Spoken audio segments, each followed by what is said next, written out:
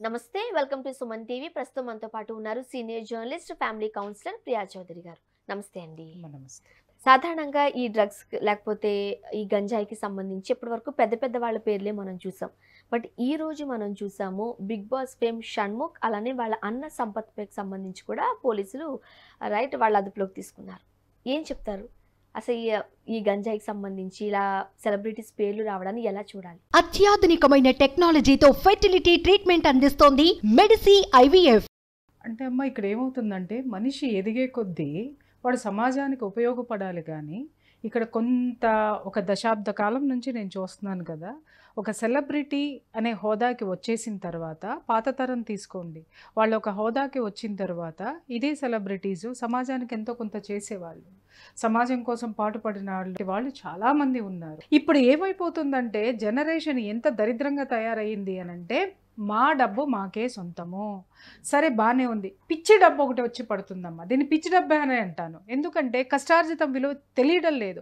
ఈజీగా ఒక్కొక్కళ్ళు అంటే ఏ పిచ్చి వాగుడు వాగని, ఏ పిచ్చి పని చేయని వాడు సెలబ్రిటీ. సెలబ్రిటీ అనే పదానికి ఈరోజు అర్థం ఎలా మారిపోయింది అని అంటే, నువ్వు ఎంత దరిద్రంగా ఉంటే అంత సెలబ్రిటీ అనమాట. అంటే నీ కోసం నువ్వు ఎంత దరిద్రంగా బ్రతికితే అంత సెలబ్రిటీవి, నువ్వు అంతమందికి మార్గదర్శివి అనమాట. తప్ప యువత అనేటటువంటి వాడు ఎవరిని కూడా ఒక జవాన్, ఒక ఆర్మీనో, ఒక నేవీనో, లేకపోతే ఇంకొకటి దేశానికి సంబంధించింది వదిలేయమ్మా, ఊరికి సంబంధించి, అరే ఈ ఊరిలో నేను చదువుకున్నాను, పుట్టాను, పెరిగాను, నేను చదువుకున్నాను, ఇంత రోడ్నయ్యాను, నా ఊరు చిన్నప్పటి నుంచి పలానా దీంతో బాధపడుతుంది, ఆ సమస్యని కోసం నేను ఏమైనా చేయడానికి, నా ఊర్లో నేను ఏదైనా ఏర్పాటు చేయాలి, నా ఊరిని డెవలప్ చేయాలని చెప్పి ఎవడన్నా అనుకునేటోడు ఎవడైనా ఉన్నాడమ్మా? ఎవరు లేరు. ప్రతి ఒక్కళ్ళు ఏంటి అనంటే, ఈరోజు సంపాదించేశాను కాబట్టి నేను పెద్ద హోదా, నా హోదాను అందరికీ చూపించాలి. ఈ దరిద్రమైనటువంటి యూట్యూబ్లో వచ్చేసిన తర్వాత, ఈ సోషల్ మీడియా వచ్చేసిన తర్వాత ఏమైపోయింది అనంటే, మా ఆయన ఇవాళ ఊరు నుంచి వస్తున్నాడు, నేను వంకాయ కూర వండుతాను అని చెప్పేసి నువ్వు వంకాయ కూర వండేటటువంటి దీని దగ్గర నుంచి నువ్వు మొగుడిని ఎలా రిసీవ్ చేసుకుంటున్నావు అనే దానికి ఒక వీడియో చేసి పెడితే, ఆమె మొగుడు ఆమెని, ఎందుకంటే ఆమె వీడియో తీస్తుందని తెలుసు, ఆ వీడియో పండాలని తెలుసు, అక్కడ జరుగుతుందంతా ఒక పెద్ద డ్రామా అని తెలుసు, ఆ డ్రామాని చూసిన తర్వాత ఇంకొక సంసారంలో కొట్టుసేస్తారు మొగుడు పెళ్ళాలు. అంటే ఈ విధంగా ప్రతిదీ కూడా ఫాల్స్ యాటిట్యూడ్స్, తర్వాత ఫాల్స్ వీడియోస్, ఇవన్నీ కూడా మనుషుల మీద ప్రభావితం చూపించి పిచ్చి డబ్బు అనేది జనాలకు వచ్చేస్తుంది. లక్షల్లో సంపాదన అంటారు. నాకు తెలియదు, సంపాదించండి, నేనేమీ కాదనట్లేదు. మీరు సంపాదించుకోండి, మీరు నిలబడండి, మీ బిడ్డలకు పెళ్ళిళ్ళు చేయండి, లేదా మీరు స్థిరంగా ఉండండి. కానీ దాన్ని ఏం చేస్తారో, ఒక స్థితికి వెళ్ళిన తర్వాత ఆనందం అంటే ఎలా ఉంది అని అంటే, పబ్బులు, క్లబ్బులు, చెప్పాను కదా, అసాంఘిక కార్యక్రమాలు, సమాజానికి విరుద్ధమైనటువంటి పనుల్లో మునిగి తేలితే వాడు గొప్పవాడు అనేటటువంటి ఫీలింగ్ లోకి వాళ్ళ జనం వచ్చారు అని జాలిపడాలి. ఈ మధ్య కాలంలో మనం ఎక్కువగా చూస్తున్న విషయము, వాళ్ళకి ఒక చిన్న ఫేమ్ వచ్చిన తర్వాత, అది ఏ ప్లాట్ఫామ్ అన్నా కావచ్చు, ఒక చిన్న ఫేమ్ వచ్చిన తర్వాత మీకు అవకాశం ఇప్పిస్తాము అంటూ ముఖ్యంగా ఆడపిల్లలకు వల వేసి వాళ్ళను లోబరుచుకున్న సంఘటనలు కూడా మనం వింటూ ఉన్నాం. ఇప్పుడు షణ్ముఖ్ అన్న సంపత్ అదే పని చేశారంటూ కూడా మౌనిక అన్న అమ్మాయి ఇప్పుడు పోలీస్ స్టేషన్లో కేసు నమోదు చేయడం చూసాం. ఈ వరవడి ఎట్లా అర్థం చేసుకోవాలి? ఇప్పుడు లేదమ్మా, అది కాస్టింగ్ కౌచ్ అనేది దశాబ్దాల కాలం నుంచి ఉంది, ఒక శతాబ్దం నుంచి ఉంది అనుకో. సినిమా ఇండస్ట్రీ పుట్టినప్పటి నుంచి ఉంది, ఇప్పుడేమి లేదు. అది ఇప్పుడే ఈరోజే వచ్చింది ఇంకొకటి అనేది లేదు. ఇంకొక విషయం ఏంటి అనంటే, నువ్వు అవకాశం కోసం ఇంకొకళ్ళ తలుపు తట్టావు అంటే వాడు ఖచ్చితంగా వాడి అవకాశం ఏదో వాడి అవకాశం తీసుకుంటాడు. నీ యొక్క అవసరాన్ని అతను అవకాశంగా మలుచుకునేటటువంటివి ఉంటాయని ఈ ఆడపిల్లలకి తెలియవా? నేను చెప్తున్నా, ఈ ఆడపిల్ల భలే అయింది, ఫస్ట్ సానుభూతి చూపిస్తా, బాధపడతా. కానీ ఇలాంటి ఆడపిల్లలకి నేను చెప్తున్నాను, ఇలాంటివన్నీ 10 సార్లు తీసుకొని వెళ్ళి నిన్ను బెదిరించి లైంగికంగా వేధించాడు, ప్రైవేట్ ఫొటోసు సోషల్ మీడియాలో పెడతానన్నాడు అని, ఈ రోజు నువ్వు పోలీస్ స్టేషన్కి ఎక్కావు, అతనికి పెళ్ళయింది అని. అదే ముందే అతను లైంగిక వేధింపులకు గురి చేసిన రోజునే నువ్వు ఎలా వెళ్ళిపోతావు గెస్ట్ హౌస్కి రమ్మనమంటే? అక్కడ ఆడిషన్ జరుగుతుందంటే నీతో పాటు ఎవరినైనా తీసుకెళ్ళవా? నువ్వు ఒక్కదాని వెరా, నిన్నొక్కదాన్నే చూడాలంటే వాడి ఇంటెన్షన్ ఏంటో తెలుసుకోలేనంత చిన్న పాప. అంటే పలుమార్లు విల్లాకి తీసుకువెళ్లారు, హోటల్స్ తీసుకువెళ్లారంటూ కూడా అమ్మాయి ఆరోపణ చేయడం జరుగుతుంది. కరెక్టేనమ్మా. ఇప్పుడు ఆ అమ్మాయి వెళ్ళడం అనేది అతని బెదిరింపుతో వెళ్ళిందనే అనుకుందాం, ఆ అమ్మాయి అమాయకురాలనే అనుకుందాం, అమాయకురాలే వెళ్ళింది అనుకున్నాం. ఇన్నిసార్లు అంటే ఒక మనిషి ఒక్కసారి అవమానపడితేనే అక్కడి నుంచి పారిపోవడమో, లేకపోతే ఆ మనుషుల నుంచి తప్పించుకోవడమో, లేకపోతే ప్రత్యామ్నాయ మార్గం వెతుక్కోవడమో ఇవన్నీ చేస్తారు. పలుమార్లు అదే జరిగింది అని అంటే నీ ఇష్టంతో వెళ్ళావు అనేది ఇక్కడ ఒకటి ఆలోచించాలా లేదా? ఈ దౌర్భాగ్యమైనటువంటి పరిస్థితి ఆడపిల్లల్ని లొంగ తీసుకొని వాళ్ళ యొక్క బలహీనతలతోటి ఆడుకునేటటువంటి ఈ మృగాలు ఈ విధంగా ఉన్నటువంటి ఈ సమాజాన్ని మనం ఏమని చూడాలి? ఈ ఆడపిల్లలకు మనం ఏ విధంగా చెప్పాలి? ఎన్నోసార్లు ఎన్నో ఎపిసోడ్లు గొంతు చించుకొని మాట్లాడా.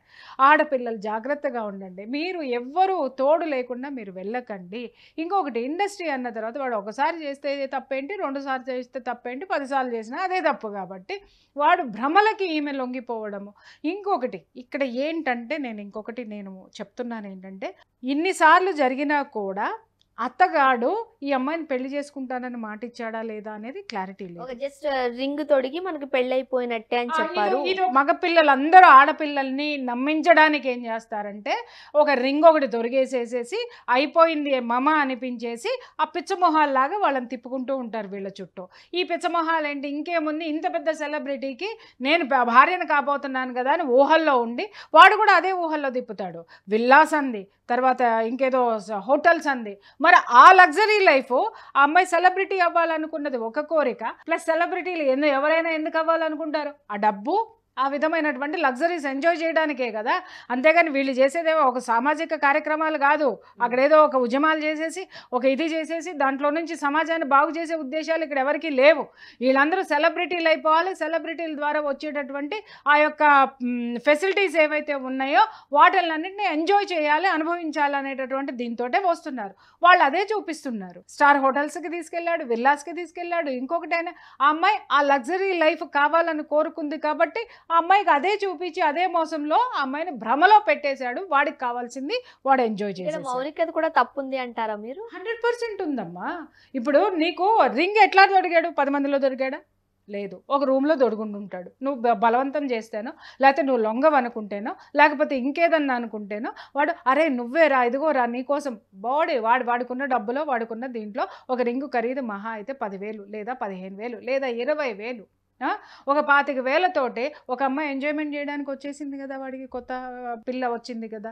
అంటే వీళ్ళకి ఎంజాయ్మెంట్ని వాళ్ళు కొనుక్కుంటున్నారు. వీళ్ళేంటి అవకాశాలు వస్తాయి అని చెప్పేసి అని వాళ్ళకి లొంగిపోయి ఉంటుంది. ముఖ్యంగా వాళ్ళ వీడియోస్తో లేకపోతే వాళ్ళు ఇచ్చే ఎంటర్టైన్మెంట్తో చాలా మంది ఫ్యాన్స్ అవుతూ ఉంటారు. చాలా మాదిరికరంగా వాళ్ళని చూస్తూ ఉంటారు. అంటే ఒక ఇన్స్పిరేషన్ అయిపోతూ ఉంటారు. అదే ఇంత తక్కువ స్టేజ్ నుండి ఇంతవరకు వచ్చారా, మనం కూడా ఏదైనా సాధించగలమని చాలా మందికి వీళ్ళు ఇన్స్పైర్ అవుతూ ఉంటారు.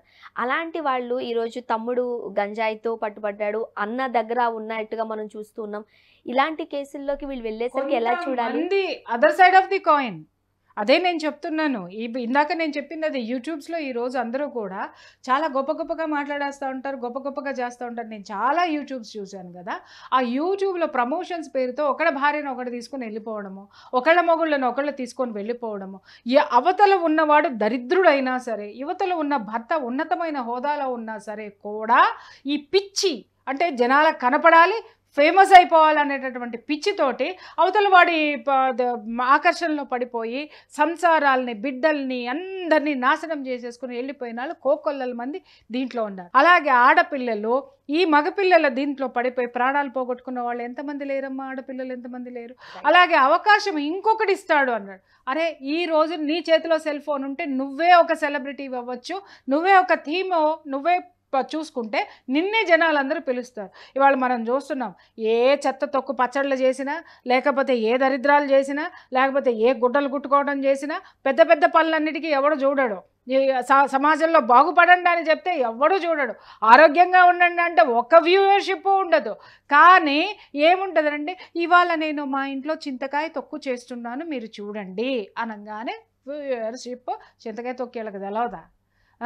ఈ వ్యూవర్షిప్ విపరీతంగా పెరిగిపోతుంది. ఎందుకు పెరిగిపోతుంది అని అంటే దాంట్లోనే వీళ్ళు చూసేసుకుంటూ ఉంటారనమాట. అదైపోయిందా పక్కన పెట్టేస్తే ఇవాళ నేను లో దుస్తులు ఎలా వేసుకోవాలి, ఎలాంటి బ్రాండ్ వేసుకోవాలని కొంతమంది ఆడవాళ్ళు చేస్తుంటే నిజంగా చెప్తున్నానమ్మా, చాలా బాధగా ఉంది. వ్యాపారాత్మకంగా ప్రమోషన్స్ పేరు మీద మీరు చెయ్యకండి దయచేసి.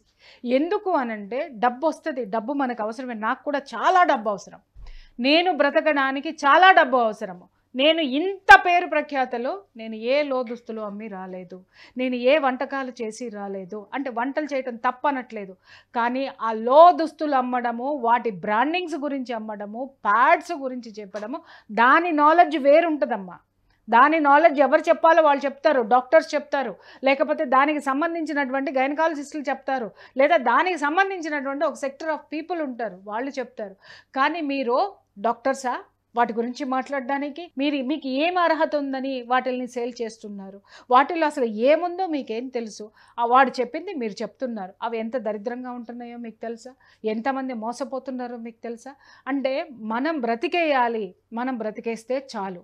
ఎలాంటి వాళ్ళు ఏదైనా సరే ఇది ఏమైనా అయిపోయినాయి అని చెప్పి కొంతమంది, నేను అందరినీ అనట్లేదు తల్లి, కొంతమంది అయితే చక్కగా ఇంట్లోనే కూరగాయలు ఎలా పెంచుకోవాలి అనేటటువంటి దాని మీద ఎడ్యుకేషన్ ఇస్తున్నారు. కొంతమంది ఇంట్లోనే ఉన్న వస్తువులతోటే మీరు ఎలా బయటికి వెళ్ళకుండా ఎలా సద్వినియోగం చేసుకోవాలని చెప్తున్నారు, పొదుపు ఎలా చేసుకోవచ్చు అని చెప్తున్నారు. ఇక్కడ ఏం జరుగుతుంది? ఈ విచ్చలవిడితనం ఎక్కడి నుంచి వచ్చింది? ఈ సోకాళ్ళు పెద్ద మనుషులు ఇద్దరు కూడా ఎక్కడి నుంచి ఇంత డబ్బు వచ్చింది? ఇంట్లో గంజాయి పట్టుబడింది, డ్రగ్స్ పట్టుబడినాయి, ఇంట్లో పేరెంట్స్ ఏం చేస్తున్నారు చెప్పండి? పేరెంట్స్ ఏం చేస్తున్నారు? వీళ్ళు కొన్న లగ్జరీ కారుల్లో తిరుగుతున్నారు, వీళ్ళు ఉన్నటువంటి జీవితాన్ని ఎంజాయ్ చేస్తున్నారు, కానీ బిడ్డలు ఏ పక్కదారి పడుతున్నారు అనేటటువంటిది మనం అబ్జర్వ్ చేయలేకపోవడం అనేది మన చేతగానితనం. ఈరోజు వీళ్ళు చేసిన ఈ పనికి తల్లిదండ్రులు ఎంతో కష్టపడి వీళ్ళని పెంచి పెద్ద చేసి అన్ని సంవత్సరాలు కాపాడుకున్నటువంటి పరువు ప్రతిష్టలు గంగలో కలిసినాయి. అలాగే ఈ పిల్లలు ఎవరైతే ఇప్పుడు ఇంత కష్టపడి వీళ్ళు సెలబ్రిటీగా, అతను బిగ్ బాస్ వరకు వెళ్ళాడు, ఇంకా ఏదో చేశారు, ఏదో కష్టపడ్డాడు, డాన్స్లు వేసాడు, రీల్స్ చేశాడు, అన్నీ చేశాడు, ఒక పేరు ప్రఖ్యాతలు తెచ్చుకున్న తర్వాత ఈ ఒక్క చర్యతోటి, యాంటీ సోషల్ ఎలిమెంట్ తోటి ఏమైపోయాడు? దిగజారిపోయాడు.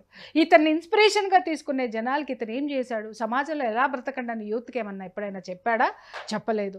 అలాగే తల్లిదండ్రులకి ఏమన్నా మెసేజ్ ఇచ్చాడా? చెప్పలేదు. ఎంతసేపు తైతక్కలాడుకుంటూనో లేకపోతే ఇంకొకటో చేసుకుంటూ ఆ జీవన విధానాన్ని జనాల మీద రుద్దేసి, యూత్ మీద రుద్దేసేసి ఇవాళ డ్రగ్స్ కేసులో పట్టుబడిపోయి ఏ మెసేజ్ సమాజానికి ఇద్దామనుకున్నావయ్యా? ఈ కేసుకి సంబంధించి ఒక కానిస్టేబుల్ కూడా వీళ్ళకి హెల్ప్ చేశారంటూ కూడా మౌనిక అన్న అమ్మాయి ఆరోపణ చేస్తుంది. ఆబ్వియస్లీ అమ్మ, ఒక స్థితికి వచ్చిన తర్వాత ఒక ఇన్ఫ్లుయెన్స్ అనేది ఉంటుంది, డెఫినెట్ గా ఉంటుంది. వాళ్ళకి ఖచ్చితంగా వాళ్ళతో పాటు ఉంటారు. సెలబ్రిటీ హోదా వచ్చిన తర్వాత ఖచ్చితంగా ఈ సెలబ్రిటీలకి ఇంకొక వీళ్ళు అధికారులు కానీ ఇంకొకళ్ళు కానీ ఉంటుంది. ఒక హైఫై జీవితంలోకి వెళ్తే ఇప్పుడు నేనున్నా, చాలామంది పోలీస్ ఆఫీసర్స్ తెలుసు, చాలామంది కలెక్టర్స్ తెలుసు, చాలామంది మినిస్టర్స్ తెలుసు, చాలామంది సోషల్ యాక్టివిస్టులు తెలుసు. ఎందుకు తెలుసు? నా వృత్తి ధర్మం ప్రకారం నేను వాళ్ళతోటి ఉన్నటువంటి దీంతో ఉంటారు. కానీ చేస్తారు అనంటే వాళ్ళకి ఉన్న ఫ్రెండ్షిప్ తోటి డెఫినెట్గా చేస్తారు. ఇక్కడ నేను బాధపడేది అదే. ఇవాళ చట్టాన్ని కాపాడవలసినటువంటి ఆ చట్ట ప్రతినిధులే ఇవాళ సాంఘిక శక్తులకి సపోర్ట్ చేస్తున్నారు అనడమే బాధాకరమైనటువంటి విషయం. ముఖ్యంగా చిన్నపిల్లలు యూట్యూబ్ లో ఎలా రాణించవచ్చు అంటే చాలా కష్టపడి వచ్చాము, డాన్సులు కావచ్చు, యాక్టింగ్ కావచ్చు, చిన్న అంటే షార్ట్ ఫిల్మ్స్ కావచ్చు చేస్తూనే షణ్ముఖ్ ఇంతవరకు పైకి వచ్చారు. ఇప్పుడు అలాంటి వాళ్ళే అంటే చాలా మందికి ఇన్స్పిరేషన్గా ఉండాల్సిన ఇలాంటి వాళ్ళు గంజాయి, డ్రగ్స్, పిల్స్ అంటూ పట్టుబడితే సో సొసైటీ ఎక్కడికి వెళ్తుంది? ఎట్లా అర్థం చేసుకోవాలి? కూడా చెప్తున్నానమ్మా, ఇప్పుడు నువ్వు పైకి రావడానికి నువ్వు డాన్స్ ఎంచుకో, రీల్స్ ఎంచుకో, ఏమన్నా ఎంచుకో, నువ్వు పైకి వచ్చావు కాదని అనట్లా. వచ్చిన తర్వాత నీ జీవితాన్ని ఇంకొక స్థితి ఉంది. ఆ సమాజంలో నువ్వు ఒక బాధ్యతాయుతమైనటువంటి వ్యక్తిగా ఎదిగేటటువంటి స్థితి నీకు ఉన్నప్పుడు దాన్ని పక్కన పెట్టేసి యువత ఎంతసేపు ఎంజాయ్మెంట్ అని చెప్పేసి అని ఈరోజు ఊరు చివర వెళ్ళండి, విల్లాసు చూడండి, యూత్ తోటి నిండిపోయి ఉంటాయి. సాయంత్రం 9 అవ్వగానే ఒక్కొక్క బైక్ కానీ ఒక్కొక్క కారు కానీ లిమిట్ మించినటువంటి స్పీడ్ తోటి పోతూ ఎవడు గుద్దేస్తున్నాడో తెలియదు. ఇంకొక విషయం, సాయంత్రం 6 దాటిందంటే 9 దాటిందంటే యూత్లో 90% గంజాయి తాగేవాళ్ళు, డ్రగ్స్ తీసుకునేవాళ్ళు, మందు కొట్టని యువత ఎవడైనా ఈ ప్రపంచంలో మిగిలి ఉన్నాడు అని అంటే ఏ 1% మిగులుతారు. ప్రతి ఒక్కళ్ళు పేరెంట్స్ కూడా వాళ్ళకి అబ్జెక్ట్ చేయటం లేదు. అదేంటో అర్థం కానటువంటి విషయము. ఇవాళ విచ్చలవిడి డబ్బు వచ్చినప్పుడు నాయన ఊరికి ఏదైనా చేయండి. ఊరికి చేయడం మీకు ఇష్టం లేకపోతే కనీసం మీరు ఇంకా అభివృద్ధి చేయడానికి ఒక 4 సంస్థలు పెట్టండి. ఆ సంస్థల ద్వారా ఇంకొకరికి ఉద్యోగం ఇవ్వండి. మీరు ఇంకా ఎదుగుతారు. చాలామంది కుటుంబాలను కూడా మీరు ఆదుకున్న వాళ్ళు అవుతారు. ఇవన్నీ మానేసి నేను సెలబ్రిటీని, నేను సిగరెట్ కొడతా, నేను సిగరెట్ అమ్ముతా, రేపొద్దు నుంచి గంజాయి కూడా అమ్ముతారు వీళ్ళు, గంజాయి డ్రగ్స్ కూడా అమ్ముతారు. అంటే నేను ఎదగాలి, నాకు డబ్బు కావాలి. నాకు ఒక్కొక్కసారి అనిపిస్తుందమ్మా, కొంతమంది సెలబ్రిటీస్ని చూస్తుంటే విపరీతమైన లగ్జరీ కార్లు ఉంటాయి వాళ్ళ చేతుల్లో. నేను షాక్ అవుతా, వీళ్ళకి ఎంత ఇన్కమ్ వస్తుంది అసలు, ఈ యూట్యూబ్లో ఇంత ఇన్కమ్ వస్తుందా? మరి నాకు తెలియదు. మరి నేను కూడా ఒక విధంగా 4 years నుంచి నేను యూట్యూబ్లో ఉన్నాను, నేను కూడా ఏదో ఒకటి చేస్తానే ఉన్నాను, మరి నాకు రావట్లేదు. అయ్యో దేవుడా, నేను ఎంత మొత్తుకున్నా. చాలామంది చెప్తారు యూట్యూబ్ పెట్టండి మేడం, మీరు సెల్ఫ్గా పెడితే బోల్డ్ అంతా వస్తుంది అని. అంటే పెడదామని ఒక ఊపు వచ్చేస్తుంది నాకు. మళ్ళీ అనుకుంటాను, అరే ఆల్రెడీ నేను ఒక పని చేస్తున్నాను కదా, మళ్ళీ నేను ఇంకొకటి చేస్తే యూట్యూబ్ మళ్ళీ అది ముందుకెళ్ళాలని చెప్పి మళ్ళీ నేను ఇంకే దౌర్భాగ్యాలకి నేను మళ్ళీ లొంగాల్సి వస్తుంది. ఆ లొంగడం అంటే నేను లొంగే ప్రసక్తి ఉండదు. మళ్ళీ అది ఒక పోటీ మనస్తత్వం అనేది వచ్చేస్తుంది అని చెప్పేసి అని పక్కన పెట్టడం అనేది జరుగుతుంది. మీరు గొప్పవాళ్ళు అయినప్పుడు ఒక సంస్థ పెట్టండి, 4 ఉద్యోగాలు ఇవ్వండి, ఇంకా మీరు ఎదగండి, ఇంకొక 4 ఇవ్వండి. అంతేగాని పోయి గంజాయిలు తాగుడు, ఎంజాయ్మెంట్లు చేసుడు, ఎయిడ్స్ తెచ్చుకోవటాలు, సర్వికల్ క్యాన్సర్లు తెచ్చుకోవటాలు, ఏందయ్యా జీవితం? ఇవాళ మీ తల్లిదండ్రుల పరువుల్ని రోడ్డు మీద పడేశారు. మీరు ఇంత కష్టపడి ఒక్కసారి మీరు గుర్తు తెచ్చుకోండి, ఫస్ట్లో మీరు సెలబ్రిటీ అవ్వడానికి ఒక్కొక్క రూపాయి మీరు వచ్చిన రోజున ఎంత సంతోషపడ్డారు, ఆ రోజు మీకు ఎలాంటి యాటిట్యూడ్ ఉంది, ఎలాంటి స్థితిలో మీరు ఉన్నారు, ఇంకా ఎదిగితే మీరు ఏం చెయ్యొచ్చని అనుకున్నారు, ఇది మాత్రం అయ్యుండదు. కానీ ఈరోజు మీరు చేసింది మీకే కాదు, మీ తల్లిదండ్రులకు కూడా పరువు నష్టం అనేది ఇక్కడ జరిగింది, సమాజానికి డ్యామేజ్ అయింది.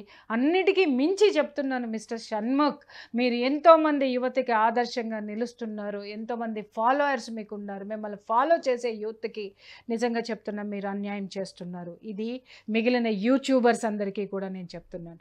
ఇలాంటివే కనుక ఇక ముందు జరిగితే నాలాంటి వాళ్ళ గొంతులు గళాలు చాలా లేస్తాయి, చాలా మాట్లాడాల్సి వస్తుంది. ఏది ఏమైనా బాధాకరమైన అంశమే మ్యామ్. ఇలాంటి సంఘటనలు రిపీట్ కాకూడదని మనస్ఫూర్తిగా కోరుకుందాం.